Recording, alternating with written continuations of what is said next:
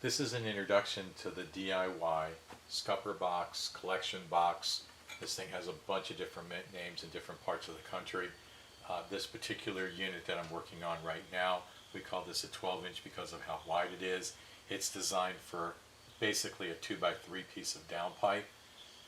We have the option available to you for us to go ahead and punch out the bottom so that your 2x3 downpipe would slip right over the end of this.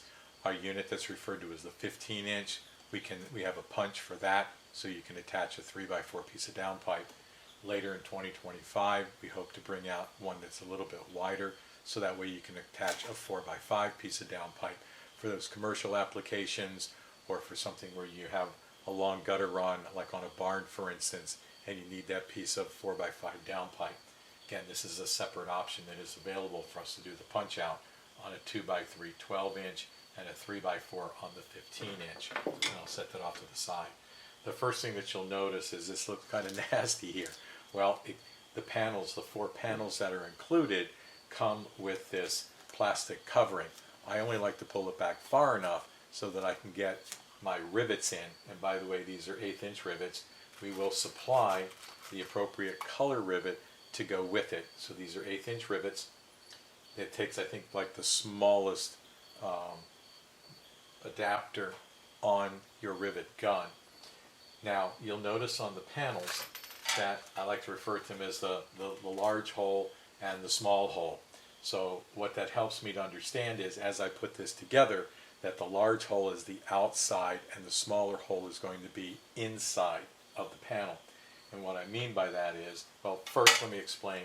What I've done is I've taken and put a cardboard box, since I'm doing this by myself, just to give me a raise so that I can get to this angle down here to put in these first two, and we call the front panel. The front panel is the one with this decorative bar across the face of this.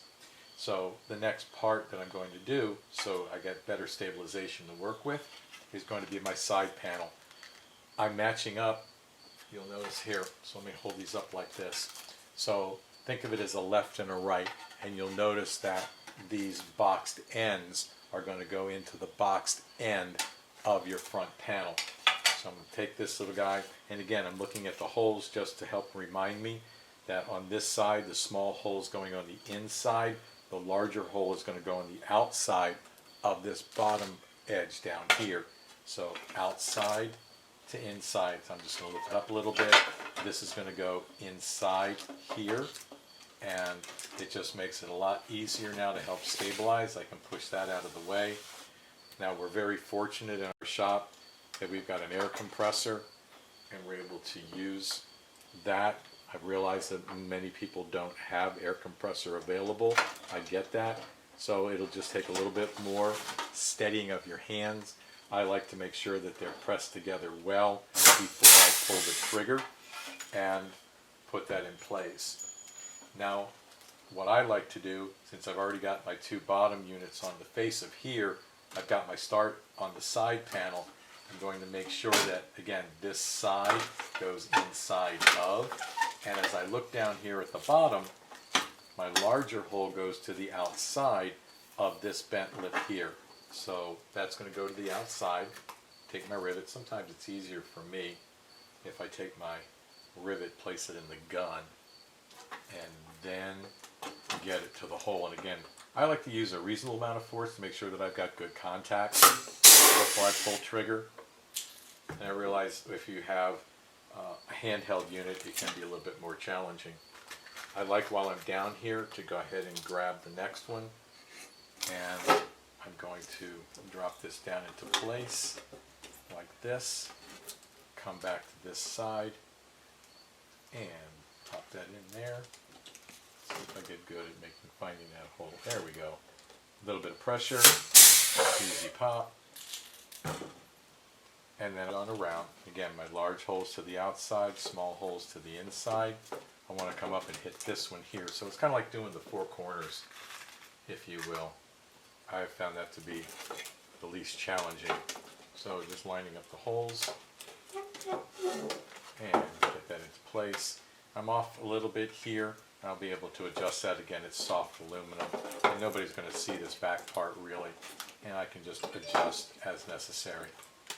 And again, I'm just going to go ahead and grab rivet gun, good contact, pressure, and then we'll do the same thing for the other side.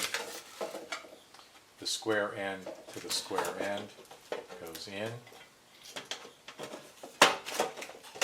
bent in a little bit, maybe from shipping, so I just pull it out a little bit and get that lined up. And again, I will make sure I'm inside and outside, so that's easy to double check. And this bottom plate, remember, we're going to go out here. Get this lined up, lined up, lined up, lined up.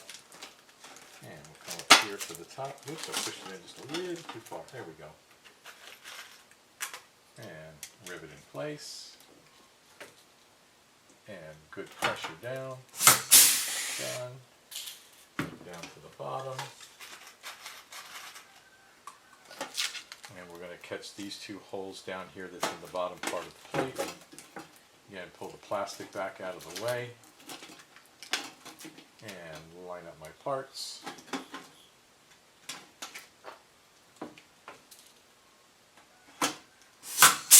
Pressure. And it goes pretty quickly, just it's literally, it's that simple. It's not rocket science, it's just good pressure when you put your rivet in as you go through. We'll come up here and we'll grab this one up here. And again, it's basically hitting all the corners. I'll make sure if my plastic's still out of the way well. Come back up here to the top.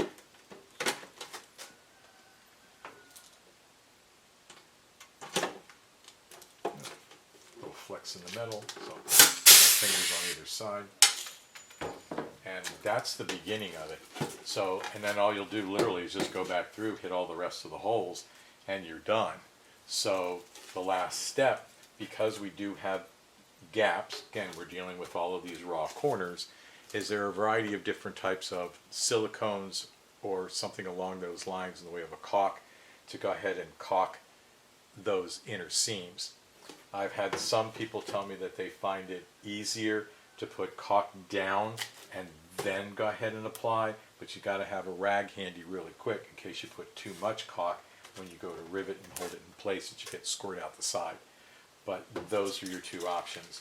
I personally prefer, once it's built, to go in and go ahead and use my caulk in order to seal the seam so I have less leakage over time.